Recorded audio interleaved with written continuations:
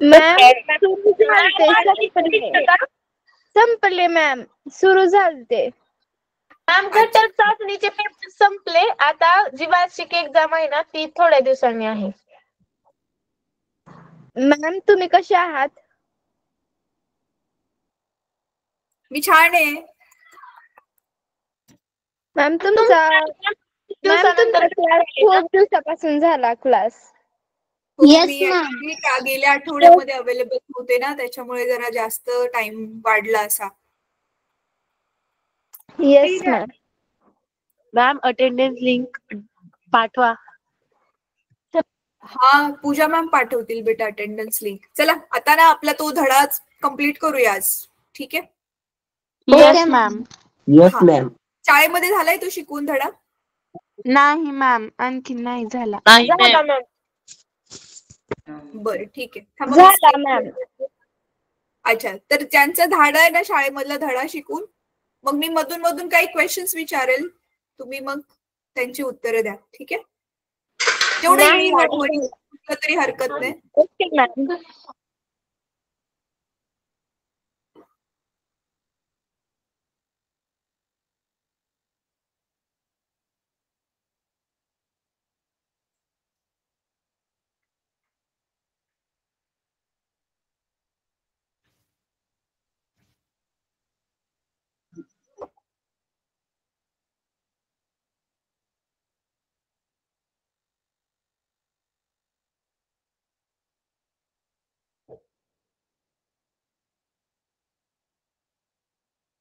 चला मी screen share करते.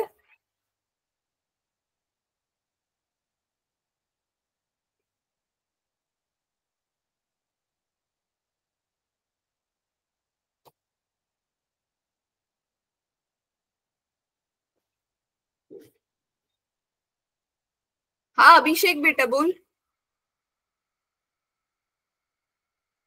काही नाही मॅम, चुकीने झालं.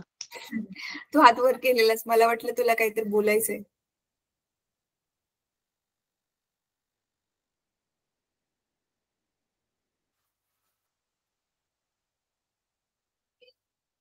स्क्रीन दिसते? Yes ma'am. Yes ma'am. हो मॅम, दिसत आहे.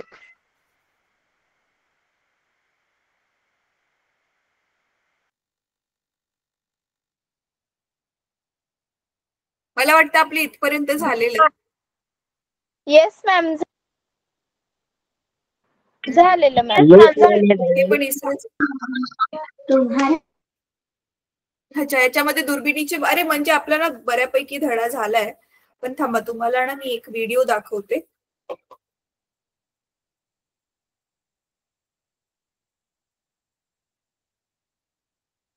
म्हणजे ना हे जे धडामध्ये दिले जरा ते काय काय चाललंय ते डोळ्यांनी जर आपण बघू ना, तर तुम्हाला अजून जास्त इंटरेस्ट येईल ह्याच्यामध्ये.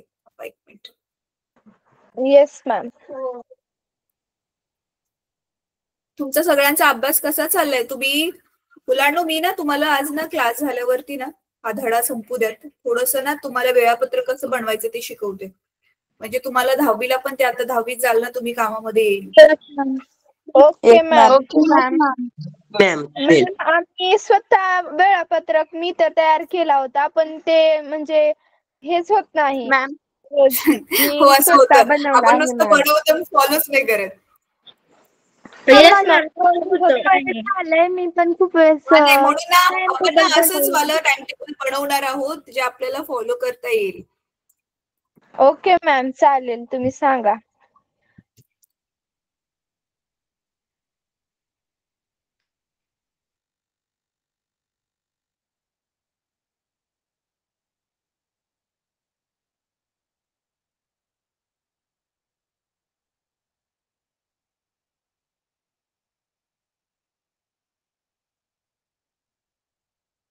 एक मिनिट, मुलांना हे लोड होतं, तरी ह्याला थोडा वेळ लागतो. एक मिनिट थांबा. Good evening ma'am. Okay ma'am. सगळ्यांना good evening.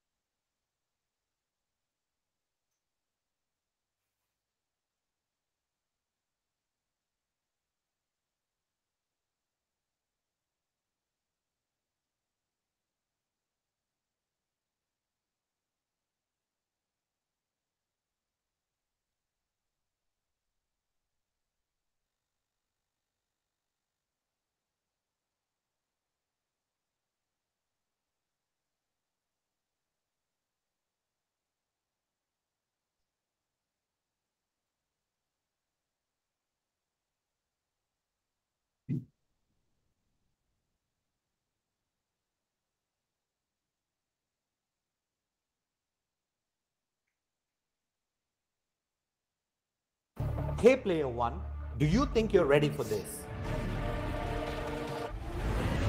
Join Valorant and play as one of a global cast of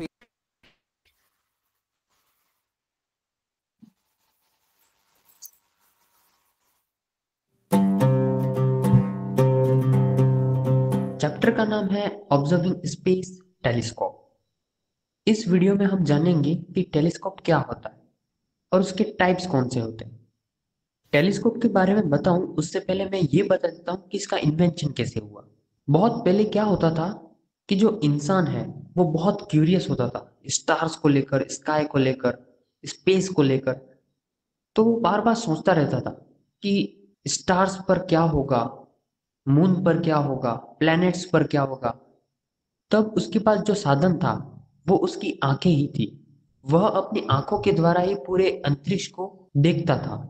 जब वह रात को सोता तब वो स्टार्स को ऑब्जर्व करता कि कैसे स्टार्स अपनी पोजीशन चेंज कर रहे हैं, और ये जो पोजीशन चेंज करना है स्टार्स का वो उसको बेनिफिट भी करता था क्योंकि वो सीजन जान पाता था जो उसके एग्रीकल्चर के लिए बेनिफिशियल था। लेकिन उस समय क्या होता कि उसके पास कोई ऐसा इक्विपमेंट नहीं था जिससे वह उन स्टार्स को पास से देख सके, उन प्लैनेट्स को पास से देख सके। तब एंट्री मारता है गैलीलियो। लेकिन गैलीलियो से पहले एक और व्यक्ति आता है जिसका नाम है लिपर्शी। वो क्या करता है कि दो लेंसेज को पास पास में रख देता है और फिर स्काई को ऑब्जर्व करता है तो उसे एक क्लोजर व्यू दिखता है। इसी आइडिया का इस्तेमाल करके गैलीलियो अपना एक टेलीस्कोप बनाता है और इस तरह से इन्वेंशन होता है एक टेलीस्कोप का। तो गैलीलियो ने जब टेलीस्कोप से देखा और काफी ऑब्जर्व किया तब उसे एक जुपिटर के मून्स दिखे। पहले तो उसने जुपिटर को ऑब्जर्व किया, उसके बाद उसके मून को ऑब्जर्व किया, बाद में उसने सन पे। मुलांनो, जुपिटर के मून म्हणजे कळतंय का तुम्हाला? येस मॅम, मला माहिती ना, हा आपला पृथ्वीचा उपग्रह चंद्र जसा जसा चंद्र आहे हा, त्याचप्रमाणे तसे जुपिटरचे पण खूप सारे चंद्र आहेत. पण मला एका त्या ग्रहाचं नाव सांगा ज्याच्याकडे सगळ्यात जास्त चंद्र आहेत.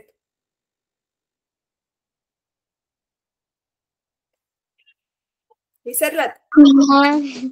आय थिंक ज्युपिटरच असेल, कारण हा, आणि ज्युपिटर हा सर्वात मोठा ग्रह आहे. अच्छा, आणि किती चंद्र आहेत त्याच्याकडे?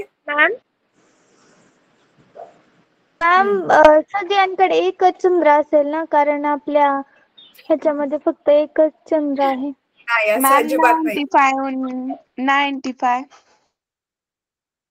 माहिती करा, मला नेक्स्ट क्लास मध्ये सांगा. 95 अधिक.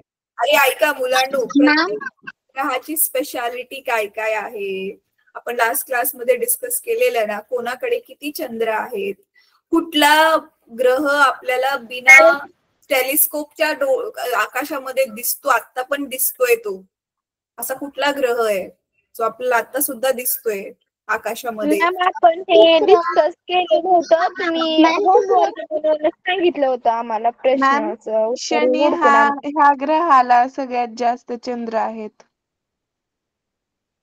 ठीक आहे, बघूया. शनीला जास्त ग्रह चंद्र आहेत. बर, मी ह्याच्यावरती तुमचं पुढच्या आठवड्यामध्ये ना क्विज घेते. क्विज म्हणजे माहितीये ना, ओके मी मॅम. फटाफट क्वेश्चन करत जाणार आणि तुम्हाला टाइम देणार, मग तुम्ही ते उत्तर देत जायची पटपट पटपट. Okay ma'am. ओके मॅम, चालेल. माझ्याकडे एक पीपीटी ऑलरेडी बनवलेला असेल, ते खूप मजेशीर आहे. ते त्या पुढच्या क्लासमध्ये ना तुमच्या बरोबर मी एक क्विज घेते. क्विज म्हणजेच गेम येतो एक प्रकारचा, सायन्सशी रिलेटेड. ठीक आहे, आपण गेम खेळू नेक्स्ट क्लासमध्ये. चला. Okay ma'am. लगे हुए धब्बों को देखा, ब्लैक स्पॉट्स को, और भी कई सारी चीजों की डिस्कवरीज हुई। इस तरह से देखा ब्लैक स्पॉट्स को, और भी कई सारी ऑब्जर्व किया। उसके बाद उसके मून को ऑब्जर्व किया। बाद में उसने सन पे लगे हुए धब्बों को देखा, ब्लैक स्पॉट्स को, और भी कई सारी चीजों की डिस्कवरीज हुई। इस तरह से गैलीलियो गैलीली की जो डिस्कवरी है टेलीस्कोप बनाने की, वो आज के लिए बहुत ही जबरदस्त साबित हुई। आज तो इंसानों ने इतनी अच्छे अच्छे टेलीस्कोप बना दिए हैं जिससे हम बहुत दूर तक देख पाते हैं, और इन टेलीस्कोप्स ने हमें दूर तक देखने में बहुत मदद की है। लेकिन फिर यहाँ पे एक क्वेश्चन बनता है, क्या पूरे स्पेस को देखने के लिए एक ही टेलीस्कोप काफी है? क्या इससे पूरा यूनिवर्स देखा जा सकता है? तो आंसर है नहीं। हमें यूनिवर्स को देखने के लिए या स्पेस को देखने के लिए अलग अलग टेलीस्कोप्स चाहिए। लेकिन फिर क्वेश्चन बनता है कि हमें अलग अलग टेलीस्कोप्स क्यों चाहिए? हमें अलग अलग टेलीस्कोप्स इसलिए चाहिए क्योंकि स्पेस में अलग अलग रेडिएशंस होती है। उन रेडिएशंस को कैप्चर करने के लिए हमें अलग अलग टेलीस्कोप्स चाहिए। तो अब हम पढ़ने जा रहे हैं टाइप्स ऑफ टेलीस्कोप। रेडिएशन्स म्हणजे मुलांनो वेगवेगळ्या प्रकारची किरणं. सूर्या आपण त्या दिवशी बघितलेलं लाईट चॅप्टर मध्ये, जर तुम्हाला आठवत असेल, सूर्याकडूनच Yes, ma'am. वेगवेगळ्या प्रकारची किरणं आहेत. त्यामधली फक्त आपल्याला लिमिटेडच दिसतात, ज्याला आपण विजिबल स्पेक्ट्रम म्हणतो, दिसणारा तेवढा पट्टा. त्याच्यानंतर ना तुम्ही बघितलेलं रेडिओ वेव्हज होत्या, अल्ट्राव्हायोलेट रेज होते, मायक्रोवेव्हज होते, राईट. तर असे खूप सारे किरणं पसरलेली आहेत. तर त्यांच्यासाठी बघण्यासाठी मग आपल्याला वेगवेगळी रेडिएशन्स म्हणजे वेगवेगळ्या प्रकारची किरणं म्हणू शकता तुम्ही. ठीक आहे, चला. टेलीस्कोप टेलीस्कोप कितने प्रकार के होते हैं? तो टेलीस्कोप दो प्रकार के होते हैं, ऑप्टिकल टेलीस्कोप और रेडियो टेलीस्कोप। ऑप्टिकल टेलीस्कोप का मतलब है ऐसे टेलीस्कोप जो रेडिएशन को कैप्चर करते हैं और हमको एक मैग्नीफाइड रूप शो करते हैं, उसको कहते हैं ऑप्टिकल टेलीस्कोप। ऑप्टिकल टेलीस्कोप में एक ऑब्जेक्टिव लेंस होता है जो लाइट को कैप्चर करता है, और एक आई पीस होता है जो उसको मैग्नीफाई करता है और हमको एक बड़ा रूप दिखाता है। ये होता है ऑप्टिकल टेलीस्कोप। हम आगे के टॉपिक में इसको डिटेल में पढ़ेंगे। दूसरा होता है रेडियो टेलीस्कोप। हमारे स्पेस में बहुत सारी रेडिएशंस होती है। हमारे स्पेस में ऐसे ऐसे ऑब्जेक्ट्स होते हैं जो रेडियो वेव्स को छोड़ते हैं। तो उन रेडियो वेव्स को कैप्चर करने के लिए रेडियो टेलीस्कोप का यूज किया जाता है। आपने अपने घरों में डिश तो देखी होगी, टीवी वाली डिश, उसी तरह का यह रेडियो टेलीस्कोप बना हुआ होता है। हम आगे के टॉपिक में समझेंगे कि रेडियो टेलीस्कोप किस तरह से काम करता है। आई होप कि आपको इतना समझ में आ गया होगा। मिलते हैं अगले वीडियो में, तब तक के लिए जय हिंद। कळलं? दोन प्रकारचे टेलिस्कोप सांगितलेले ह्याच्यामध्ये. एक तर Yes, ma'am. ऑप्टिकल म्हणजे डोळ्यांनी दिसतो आपल्याला, आणि एक आहे रेडिओ. रेडिओ वेव्स आपण बघितलेल्या, तर ते रेडिओ वेव्स सोडणारी. ठीक आहे, आता थांबा, अजून मला काय भेटते का मी मॅम, बघते. रेडिओ टेलिस्कोपचा व्हिडिओ दाखवा. हा, एक मिनिट थांब बेटा, बघते, तेच बघते, ओपन करते. हे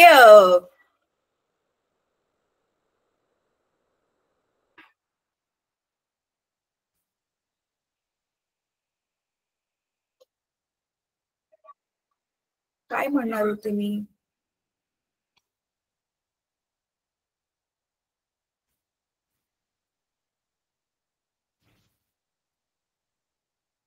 एक मिनिट हा मुलांनो, दुसरा व्हिडिओ खोलते.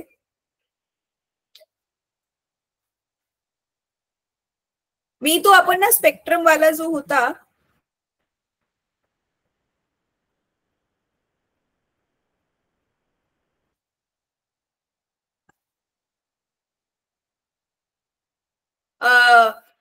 लाईट मध्ये कुठले कुठले वेव्स असतात, कुठल्या कुठल्या प्रकारची त्याच्यामध्ये किरण आहेत.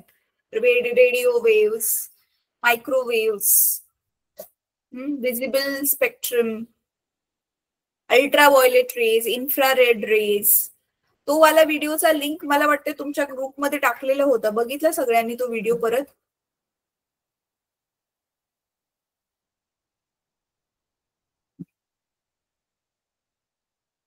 कोणता व्हिडिओ मॅम? लाईट मध्ये कुठले कुठले असतात किरण? मॅम तुम्ही दाखवला पण होता वाटतं. हा, मी दाखवलेला पण होता आणि लिंक पण टाकलेली होती. मॅम तुम्ही दाखवला होता. काही जणांना तुमच्या त्या व्हिडिओचा आवाज आला नव्हता म्हणून तुम्हाला पाठवायला लावलं होतं. हा, ग्रुपमध्ये पण टाकलेला होता.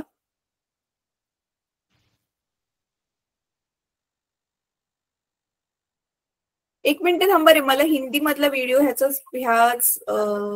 चॅनलचा बघते मी.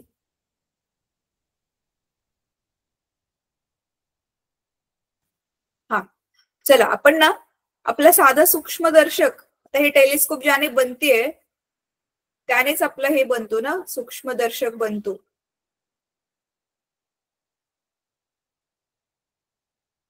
हा, रेडिओ टेलिस्कोप हवंय ना तुम्हाला? चला बघूयात आता रेडिओ टेलिस्कोप.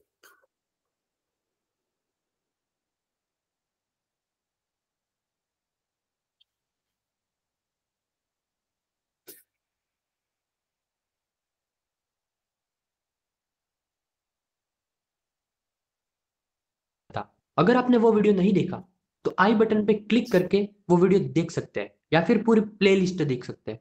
आज के इस वीडियो में हम रेडियो टेलीस्कोप को समझने वाले हैं। ऑप्टिकल टेलीस्कोप से हम सिर्फ एक ही लाइट रेडिएशन को देख पाते थे, वो थी विजिबल लाइट रेडिएशन। लेकिन साइंटिस्ट लोगों ने ऑब्जर्व किया कि स्पेस में बहुत सारी रेडिएशंस हैं, तो उन्हें हम कैसे देखें? तो फिर इन्वेंशन होता है रेडियो टेलीस्कोप का, जिससे हम दूर दूर तक अलग अलग रेडिएशंस को कैप्चर कर सकते हैं। ऑप्टिकल टेलीस्कोप में लेंसेस होते हैं, लेकिन रेडियो टेलीस्कोप में किसी प्रकार का कोई लेंस नहीं होता। इसमें होती है डिशेस, खाने वाली डिश नहीं, जो टीवी वाली डिश होती है वो वाली डिश। ये डिश पैराबोलिक टाइप की होती है, जिस पर लाइट रेडिएशन। एक मिनिट मुलांना, झूम का नाही होते?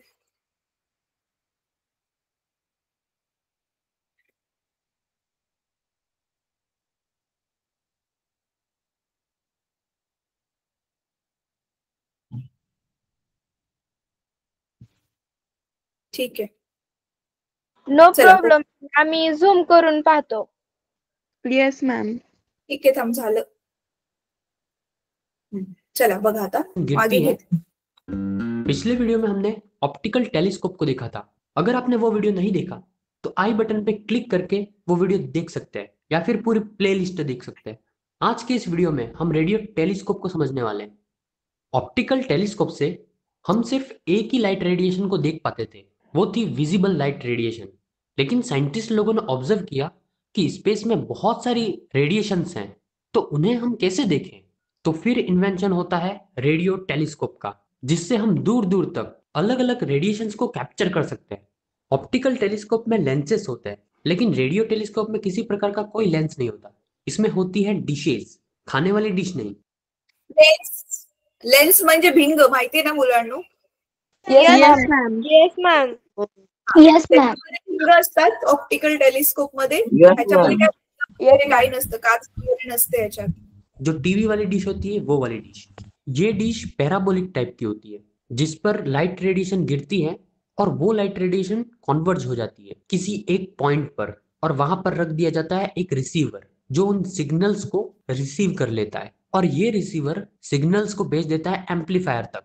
ये एम्पलीफायर सिग्नल्स की पावर को बढ़ा देता है और भेज देता है कंप्यूटर तक, और एक इमेज का फॉर्मेशन हो जाता है। हमारे इंडिया में इस तरह के टेलीस्कोप बहुत सारे लगे हुए हैं, लेकिन एक सबसे बड़ा टेलीस्कोप लगा हुआ है जिसका नाम है GMRT, giant metre wave radio telescope. ये टेलीस्कोप लगा हुआ है पुणे में। ये टेलीस्कोप ऐसे बड़े बड़े ऑब्जेक्ट को स्टडी करने के लिए काम आता है जिनकी वेवलेंथ होती है 1 मीटर के आसपास। अब जब इतनी बड़ी वेवलेंथ को हमें कलेक्ट करना है तो हमें चाहिएगा एक बड़ा सा टेलीस्कोप, जिसके लिए डिश चाहिएगी हमको 25 किलोमीटर की। लेकिन हम 25 किलोमीटर की डिश बना सकते हैं क्या? नहीं। तो साइंटिस्टों ने दिमाग लगाया और 25 किलोमीटर के एरिया में अलग अलग 30 डिशेस रख दी, जिसको एक जगह पे फोकस कर दिया। इससे हमारा पूरा एक टेलीस्कोप बन गया। इसमें से प्रत्येक डिश की डायमीटर 45 मीटर है, और इस टेलीस्कोप को हमारे इंडियन साइंटिस्टों ने बनाया है, जो इसरो की तरफ से काम करते हैं। हमारे साइंटिस्ट इतने जबरदस्त हैं कि वो बहुत कम कॉस्ट में बहुत अच्छी अच्छी सैटेलाइट बना देते हैं। इसरो ने ही एक बार कहा था कि हॉलीवुड की मूवी इंटरस्टेलर काफी अच्छी मूवी है, उसको बनने में 1000 करोड़ रुपए लगे थे, और वहीं इसरो के साइंटिस्टों ने 800 करोड़ में ही एक सैटेलाइट बना दी थी। तो बहुत कम पैसों में वे अच्छा काम कर देते हैं। जीएमआरटी टेलीस्कोप से साइंटिस्ट लोग यूनिवर्स की बहुत सारी चीजों को देखते हैं, जैसे कि solar system, solar winds, pulsars, supernova, Interstellar hydrogen clouds, etcetera. और इन सबको देखने के बाद बहुत सारी नई डिस्कवरीज उभर कर आती है और हमको नई नई चीज़ों के बारे में पता पड़ता है, और इन्हीं को हम अपनी टेक्स्ट बुक में पढ़ते हैं। ऐसी फैसिलिटी हमारे इंडिया के पास ही है, तो पूरे वर्ल्ड में से बहुत सारे साइंटिस्ट हमारे इंडिया में आते हैं ताकि इस टेलीस्कोप का यूज कर सके। अभी 2016 में चाइना वालों ने एक बड़ा टेलीस्कोप तैयार किया है, रेडियो टेलीस्कोप, जिसको बनाने में उनको 14 अरब रुपए लगे हैं। ये टेलीस्कोप भी काफी पावरफुल टेलीस्कोप है। इन्होंने एक ही डिश का इस्तेमाल किया है और उसी से लाइट को कैप्चर करते हैं और इमेज की फॉर्मेशन करते हैं। अगर आपको स्पेस के बारे में और जानना है तो आपको एक टीवी शो सजेस्ट कर सकता हूँ जिसका नाम है कॉस्मोस स्पेस टाइम ओडिसी। मेरा तो ये वन ऑफ द फेवरेट है। इस शो में नील डिग्रेस टाइसन, जो एक साइंटिस्ट है, वो इस शो को होस्ट करते हैं और पूरा यूनिवर्स के बारे में बताते हैं। तो आई होप कि आपको ये वीडियो बहुत मजेदार लगा हो। तो मिल चला आपण ना हे पण बघूया. मॅम त्या मूवीचं नाव जरा रिपीट करता का? कॉस्मॉस. हा ठीक आहे, थांब एक मिनिट सांगते.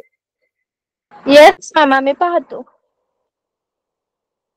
शो आहे तो cosmos a space time Odissi.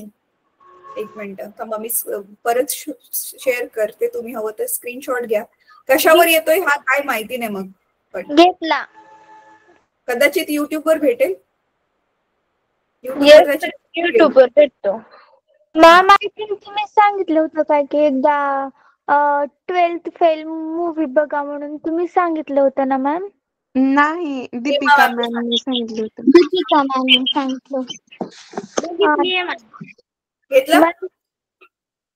Yes ma'am, घेतला. ठीक आहे, थांबा आता आपण ना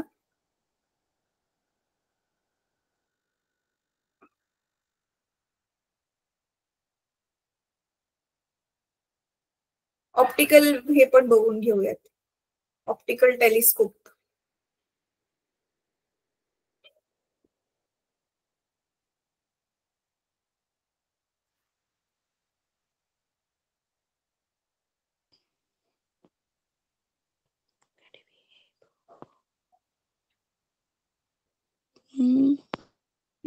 मिळाला.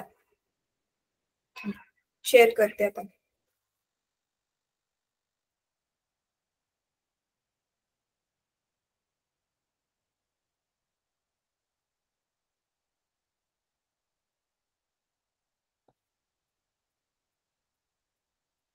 ऑप्टिकल टेलिस्कोप बघण्यासाठी जो आपण वापरतो तो.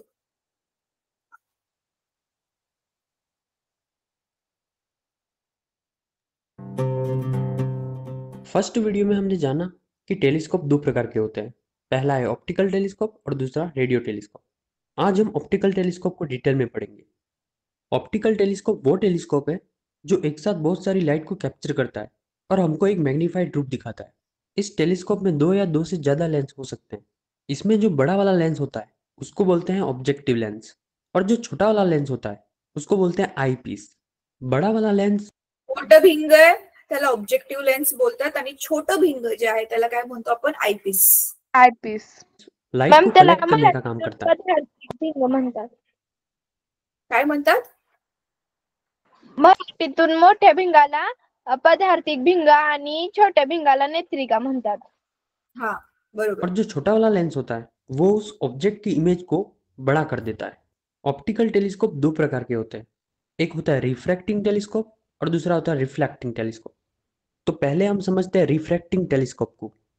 आता रिफ्रॅक्शन म्हणजे ऑलरेडी तुम्ही काय असतं ते शिकलाय. अपवर्तन, प्रकाशाचं अपवर्तन Yes, म्हणजे ma'am. refraction. आणि प्रकाशाचं परावर्तन म्हणजे रिफ्लेक्शन. बरोबर आहे. गेल्या वर्षी तुम्हाला धडा होता प्रकाशाचे परावर्तन, ह्या वर्षी धडा होता प्रकाशाचे अपवर्तन. राईट. मग काही दुर्बिणींमध्ये प्रकाशाचं परावर्तन करून वस्तूला मोठा आकार मिळतो आणि काही ठिकाणी अपवर्तन करून. तर चला आता डिटेल मध्ये बघूयात. Hello ma'am.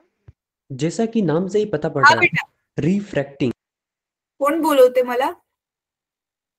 मॅम मी. हा धनंजय. मॅम वॉशिंग सोडा म्हणजे? वॉशिंग सोडा, धुण्याचा सोडा. आपली जी डिटर्जंट असते ना, सर्फ एक्सेल, टाईड वगैरे, ह्याच्यामध्ये हा धुण्याचा सोडा असतो, ज्याने आपण कपडे एकदम छान धुतो. आधी बघा साधी साबण होते, डिटर्जंट सोप नाही, साधारण साबण. तुम्हाला आठवते तसा गुळगुळीत तो ओके साबण वगैरे यायचा? No ma'am.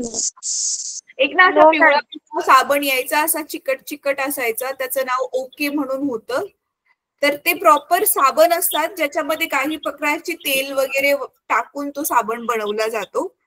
तर त्याच्यापेक्षा मग नंतर धुण्याचा सोडा वापरून नवीन साबण बनवण्यात आले, जसं ते रिन साबण, परत सर्फ एक्सेल साबण. अजून गावाला कुठला साबण चालतो बर? सुपर काहीतरी आहे काय? आणि सरगम आहे. हा, ते निळ्या रंगाचे जे साबण असतात ना, मोस्टली ते डिटर्जंट वाले साबण असतात आणि त्याच्यामध्ये हा धुण्याचा सोडा असतो. चला पुढे बघा आता. यानी कि इसमें दोनों लेंस होंगे, ऑब्जेक्टिव लेंस और दूसरा आईपीस। जैसे ही एटमॉस्फेयर से लाइट आएगी तो वो पास होगी ऑब्जेक्टिव लेंस से। ऑब्जेक्टिव लेंस उस लाइट को बेंड कर देगा और बेंडिंग ऑफ लाइट को हम रिफ्रैक्शन बोलते हैं। ऑब्जेक्टिव लेंस के अंदर आने के बाद लाइट पास करेगी आईपीस से। अगेन ये भी एक लेंस है, तो लाइट जैसे इससे भी पास होगी फिर से बेंड करेगी और पहुंच जाएगी हमारी आंखों तक। इससे हमको मिलेगा एक मैग्नीफाइड इमेज। तो ये होता है रिफ्रैक्टिंग टेलीस्कोप। लेकिन इस टेलीस्कोप की कुछ कमियां भी हैं, जिसमें से पहली है, अगर हमें किसी ऑब्जेक्ट का एक क्लियर इमेज चाहिए तो हमें बहुत सारी लाइट को कलेक्ट करना पड़ेगा, और उस लाइट को कलेक्ट करने के लिए एक बड़ा ऑब्जेक्टिव लेंस चाहिएगा। लेकिन एक बड़ा ऑब्जेक्टिव लेंस बनाना बहुत ही मुश्किल है। ऑब्जेक्टिव्ह म्हणजे खूप मोठी इमेज, क्लिअर इमेज जर पाहिजे. क्लिअर म्हणजे काय? अशी धुरकट धुरकट नाही, क्लिअर एकदम दिसते लागेल. मग ती लेन्स भिंग पण एवढं मोठं वालं बनवावं लागेल आणि ते मोठं भिंग बनवणं खूप मुश्किल आहे. मान लेते हैं अगर हमने बना भी लिया तो ये बहुत भारी होगा और टूटने की संभावना ज्यादा रहती है। दूसरी डिफिकल्टी ये है कि अगर हम लेंसेज की साइज को इंक्रीज कर देते हैं तो हमको उस टेलीस्कोप की लेंथ को भी बढ़ाना होगा, क्योंकि दोनों लेंसेज एकदम कॉर्नर पर होते हैं। और तीसरी डिफिकल्टी क्रोमेटिक एब्रेशन की होती है। इसका मतलब ये है कि जब लाइट लेंस से पास होती है तब वो कभी कभी अलग अलग कलर्स में बढ़ जाती है, तो इससे हमको एक रियल व्यू नहीं दिखता। तो इन सारी डिफिकल्टीज को दूर करने के लिए म्हणजे आपल्याला ना वेगवेगळे कलर दिसू शकतात. क्रोमॅटिक अब्रिव्हेशन म्हणजे काय? ती वस्तू मधून लाईट येते ना, ती लाईट तुम्हाला माहिती आहे, आपल्याला फक्त काही कलर दिसतात आणि काही दिसत नाही. आणि आपण प्रिझम मधून आपण बघितलेलं गेल्या वर्षी बघा, प्रिझम मधून सफेद रंगाचा आपला जो नॉर्मल प्रकाशाचा किरण आहे तो गेल्यावर 7 रंगामध्ये डिवाइड होतो ना. Yes ma'am. मग ते झाल्यावरती मग वस्तूचा जो रिअल रंग आहे तो दिसणारच नाही आपल्याला. हे होण्याचा पण इथे चान्स आहे. तर ह्यांनी 3 प्रॉब्लेम काय सांगितले? एक तर खूप मोठं भिंग लागेल, ते बनवणं खूप मुश्किल आहे. दुसरं, ते भिंग जरी बनवलं तरी त्याची तुटण्याची संभावना आहे. मग ती जी आपली टेलिस्कोप आहे ती खूप जास्त जड होईल वजनाने. दुसरं काय सांगितलं, मग आपल्याला मग ते भिंग मोठं बनवलं, ते टेलिस्कोपचं जे तोंड आहे ते पण मोठं बनवावं लागेल आणि त्याच हिशोबाने मग टेलिस्कोपची लांबी पण मोठी अशी लांब टेलिस्कोप बनवावी लागेल. कारण हे दोन्ही पण भिंग एकदम कॉर्नरला असतात. एकदम एक पुढे मोठं भिंग आणि मागच्या बाजूला आयपीस जो आहे, नेत्रिका आहे, ते एकदम शेवटच्या कॉर्नरला असते. ती दुसरी प्रॉब्लेम. आणि तिसरा प्रॉब्लेम काय? इथे आपल्याला वेगवेगळे मधनच कलरांच्या अशा छटा दिसतील. साइंटिस्ट लोगों ने एक नया टेलीस्कोप बनाया जिसका नाम है रिफ्लेक्टिंग टेलीस्कोप। इसके नाम से ही हमें पता चल रहा है कि इसमें कहीं ना कहीं मिरर रखा गया है। इस टेलीस्कोप को अगर हम बड़ा बना भी दें तो भी ये हैवी नहीं होगा, क्योंकि लेंसेज के कंपेयर में मिरर्स बहुत लाइट वेट होते हैं। इस टेलीस्कोप के आने के बाद हम स्पेस में बहुत सारी गैलेक्सीज को आसानी से देख सकते हैं। ये टेलीस्कोप भी 2 प्रकार का होता है। पहला है न्यूटोनियन टेलीस्कोप और दूसरा है कैसग्रेन टेलीस्कोप। इन दोनों टेलीस्कोप को पढ़ने से पहले हम समझ लेते हैं कि कॉनकेव मिरर क्या होता है और कॉन्वेक्स मिरर क्या होता है। कॉनकेव मिरर लाइट को कॉन्वर्ज करने का काम करता है और कॉन्वेक्स मिरर लाइट को फैलाता है, यानी कि डाइवर्ज करता है। पहला समझते हैं न्यूटोनियन टेलीस्कोप। तो देखो, इसका इमेज कुछ इस तरह का होता है। इसमें एक बड़ा सा कॉनकेव मिरर होता है जिस पर ऑब्जेक्ट की लाइट टकराती है।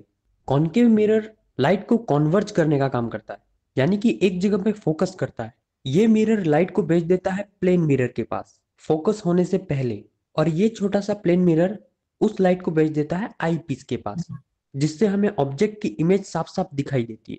इसके बाद आता है टेलीस्कोप, वो है कैसग्रेन टेलीस्कोप। तो इसका स्ट्रक्चर कुछ इस प्रकार का है। इस टेलीस्कोप में ये है ऑब्जेक्ट, ये है कॉनकेव मिरर, ये है कॉन्वेक्स मिरर और ये है आई पीस। कॉनकेव मिरर के बीच में एक होल कर दिया गया है ताकि वहां से लाइट पास हो सके। तो जैसे ही ऑब्जेक्ट से लाइट जाती है वो पड़ती है कॉनकेव मिरर पर। कॉनकेव मिरर लाइट को कन्वर्ज करके कॉन्वेक्स मिरर तक भेज देता है, और जैसा कि हमको पता है कॉन्वेक्स मिरर लाइट को डाइवर्ज कर देता है, तो ये लाइट रेज डायरेक्ट चली जाती है आई पीस के पास। तो हमको इस तरह से एक मैग्नीफाइड इमेज मिल जाता है। क्या आप लोगों को पता है कि पूरे एशिया का लार्जेस्ट टेलीस्कोप हमारे इंडिया में लगा हुआ है, जो है अभी नैनीताल में, जिसमें मिरर की डायमीटर है 3.6 मीटर की, जो कि बहुत ज्यादा होती है।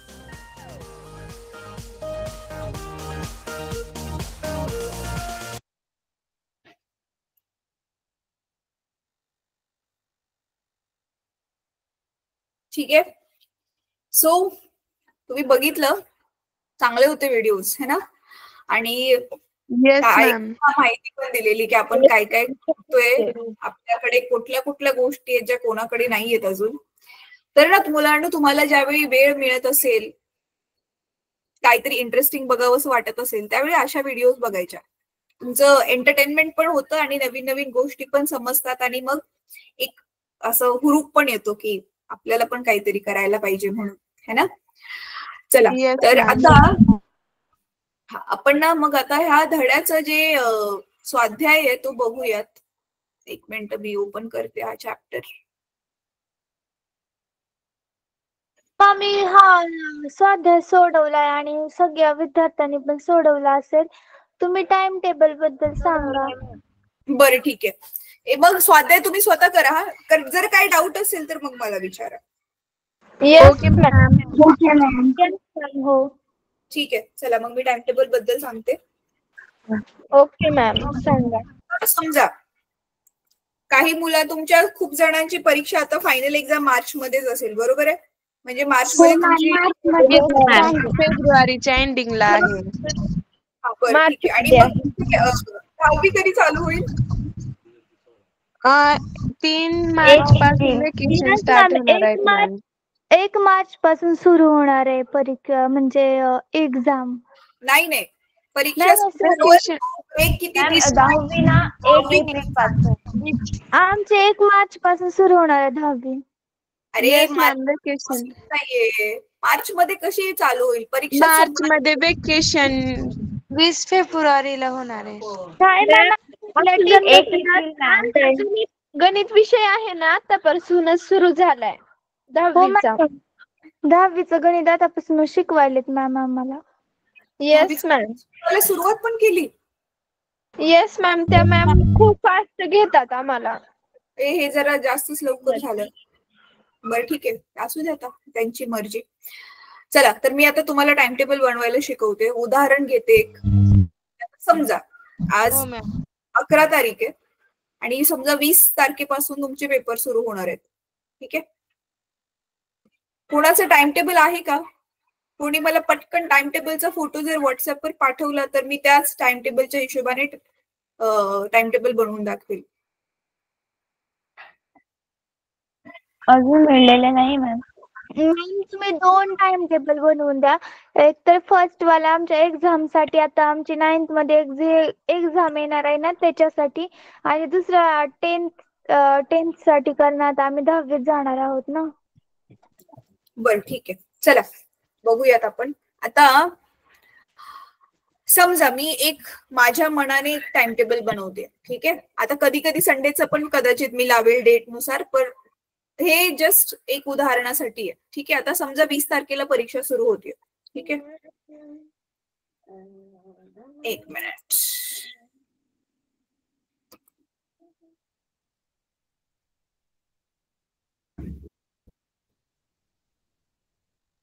हम्म. 20ला सपोज तुमचा पेपर आहे सायन्सचा, ठीक आहे. परत 22ला आहे, एक एक दिवस मध्ये ब्रेक दिलाय कारण जास्त 80 मार्काचा 100 मार्क. आमचं ना ब्रेक नाहीये मध्ये. आता मी उदाहरण देते बेटा. Okay ma'am. ठीक आहे. परत मॅथ्स आहे, सायन्स आहे, मॅथ्स आहे, परत SST आहे तुमचा, सोशल स्टडीज म्हणजे समाजशास्त्र. परत 26ला समजा मराठी आहे. परत 28ला हिंदी आहे. आणि समजा 2 मार्चला इंग्लिश आहे, ठीक आहे. आता इथे मध्ये जे पण ब्रेक असो नसो, तुम्हाला इथल्या टाइम टेबलची परीक्षा चालू झाल्यावर टाइम टेबलची काहीच गरज नाही, कारण तुम्ही पुढच्या दिवशी जो पेपर आहे नॅचरली त्याचाच अभ्यास करणार, बरोबर आहे. पण आता 20 तारखेच्या आधी आता माझ्याकडे समजा किती दिवस राहिलेत 12 तारखेपासून, आजचा दिवस तर गेलाच, तर 12, 13, 14, 15, 16, 17, 18, ठीक आहे. 19 मी सोडते, कारण 19 तारखेला तुम्ही काय करणार आहे, सायन्सचाच अभ्यास करणार, राईट. बरं ठीक आहे, इथे 19 पण लिहूया आपण. आता बघा माझ्याकडे टोटल किती विषय आहेत, 1, 2, 3, 6 विषय आहेत आणि दिवस किती आहेत, 3, 3, 6, 7, 8 दिवस आहेत, ठीक आहे.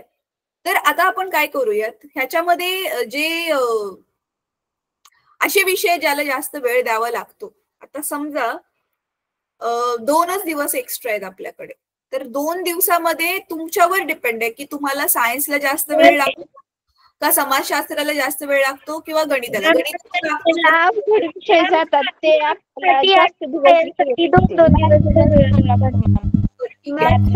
सायन्स साठी 2-2 दिवस ठेवूयात.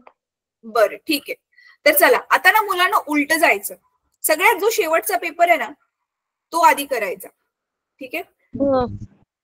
ठीक आहे. तर मग 12 तारखेला तुम्ही इंग्लिश करणार, परत 13ला तुम्ही हिंदी करणार, परत 14ला एक क्वेश्चन विचारू, 1 मिनिट थांबेल, 14ला मराठी करणार.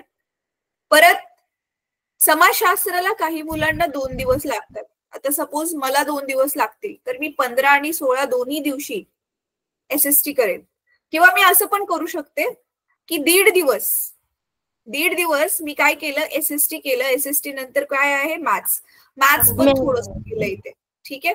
आणि इथे मग मी काय केलं, मॅथ्स करते मी, मॅथ्स केलं आणि इथे थोडस सायन्स पण केलं, आणि मग इथे पण थोडस मॅथ्स आणि सायन्स केलं, आणि इथे फुल. अच्छा 1 मिनिट, SST ला मग अर्धाच दिवस झाला, आपण SST ला पण इथे घेऊ शकतो. मग सायन्स इथे येणारच आहे, हा इथे SST घ्या, सायन्स नका घेऊ. इथे दोन्ही दिवस SST आणि सायन्स करताय तुम्ही, मॅथ्स करताय. इथे पण SST मॅथ्स, इथे पण SST मॅथ्स, म्हणजे एकच विषय करून करून बोर पण नाही होणार आणि दोन्ही विषयाचा अभ्यास होईल. हा मग मॅथ्सला आपल्याला जास्त वेळ पाहिजे, तर मॅथ्स बघा मग 3 वेळा आलंय, इथे, इथे आणि इथे. आणि सायन्सला पण मग 1.5 दिवस मिळतोय, जो की सफिशियंट आहे, ठीक आहे. मग इथे सायन्स आहे आणि इथे पण सायन्स आहे, ठीक आहे. तर तुम्हाला कुठल्या विषयाला किती वेळ लागू शकतो ते तुम्हाला माहितीये. तर असं उलट काउंट करून हे आहे आपलं जनरल टाइम टेबल. ज्यावेळी परीक्षेला खूप कमी दिवस राहिलेले त्यावेळी काय करायचं, ठीक आहे. आता दुसरं एक टाइम टेबल मी सांगते. आता समजा काही जणांची परीक्षा, तुमच्यापैकी असे काही जण आहेत ज्यांची परीक्षा एप्रिल मध्ये आहे. मॅम एप्रिल मध्ये नसते परीक्षा मॅम, बट आता 10th शिकवायला स्टार्ट करणार आहेत मार्च पासून. तर तुम्ही डेलीचा टाइम टेबल सांगा, म्हणजे दररोज काय काय करायचं ते. आणि मॅम असा टाइम टेबल सांगा जो फॉलो होईल. हा बरं ऐका मग आता 10वी 20 फेब्रुवारीला चालू होणार आहे. 10वीचं सांगा. मॅम आमचे पेपर झाले की 10वी सुरू करायची. Yes ma'am. हा बर, आता समजा परीक्षेला भरपूर वेळ आहे. आता जसं की मांडून चालूया, आता समजा 10वी साठी आपण एप्रिल पासून टाइम धरूया. ठीक आहे, एप्रिल पासून एप्रिल, मे, जून, जुलै, ऑगस्ट आणि सप्टेंबर 6 महिन्यात 10वीचा पूर्ण पोर्शन पाठ एकतर समजून त्याचा सराव करून पाठ करून फुल ऑन झाला पाहिजे. म्हणजे सप्टेंबर संपल्यावर ऑक्टोबर मध्ये जरी तुमची बोर्डासारखीच सेम टू सेम परीक्षा घेतली तरी तुम्हाला छानपैकी पेपर लिहिता आला पाहिजे. असं का? कारण मग ऑक्टोबर आणि नोव्हेंबर, डिसेंबर हे 3 महिने तुम्हाला छानपैकी उजळणी करता येईल. जानेवारीमध्ये पण उजळणी करता येईल आणि मग चान्सेस हे असतात की तुम्हाला बोर्डामध्ये पैकीच्या पैकी मार्क्स मिळतील. ठीक आहे, तर आता माझ्याकडे बोर्ड 10वीचं जर प्लॅन करायचं असेल तर कसा करू बघा. एकंदर आपल्याकडे टोटल किती महिने आहेत? 6. एका महिन्यामध्ये समजा 30 दिवस मानूया, कारण आपण एखाद दिवस असा पण जाईल ज्या दिवशी तुम्हाला कंटाळा आलेला, अभ्यास नाही केला वगैरे, किंवा कुणी आजारी. हा बेटा. मॅम तुम्ही दुसऱ्या स्लाइड वर लिहिता का? म्हणजे आम्ही ह्याचा स्क्रीनशॉट घेतो. अच्छा ठीक आहे, ह्याचा स्क्रीनशॉट घ्या. हा ह्याचा स्क्रीनशॉट घ्या, मग मी दुसऱ्यावर येस मॅम घेतला.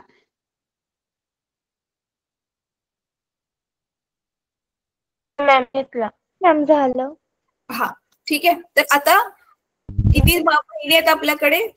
6.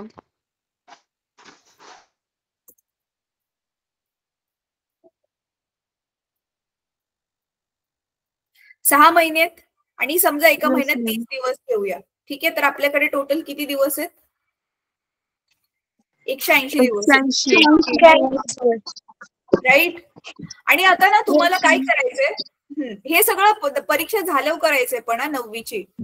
बसा जरा, सगळी पुस्तकं समोर घेऊन बसा आणि टोटल आधी धडे मोजा किती आहेत. सायन्स मध्ये किती धडे आहेत तर तुम्ही बघचाल, सायन्स मध्ये सायन्स 1 आणि 2 मिळून, सायन्स आणि 1 आणि 2 मिळून समजा तुम्हाला जवळजवळ 20 धडे आहेत. मला माहिती नाही किती आहेत नक्की, तुम्ही चेक करा. Okay ma'am. हा, मॅथ्स मध्ये पण असेच काहीतरी 18 धडे आहेत. SST मध्ये इतिहास, नागरिकशास्त्र, भूगोल वगैरे सगळं मिळून समजा त्याच्यामध्ये पण 18 धडे आहेत. मराठीमध्ये समजा 16 धडे आहेत. मराठीचं तुम्ही व्याकरण पण त्याच्यातच ऍड करा. ठीक आहे, हिंदीमध्ये समजा 18 धडे आहेत आणि इंग्लिश मध्ये पण समजा ग्रामर वगैरे सगळं मिळून टोटल काहीतरी 22 आहे सगळे टॉपिक्स. तर असं मग आता जर तुम्ही ह्याला टोटल केली तर मला पटकन सांगा बरं ह्याची टोटल किती येते?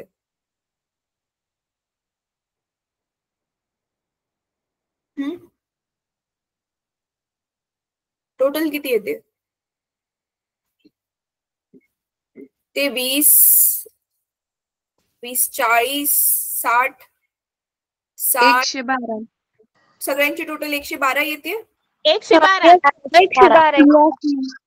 बर, 112. 112 मॅम. ठीक आहे. आता मी ना ही जी 112 टोटल लिहिली ना मुलांनो, ह्याच्यापेक्षा थोडं हे जास्तच असेल कदाचित. 120 वगैरे असतील तुम्हाला धडे.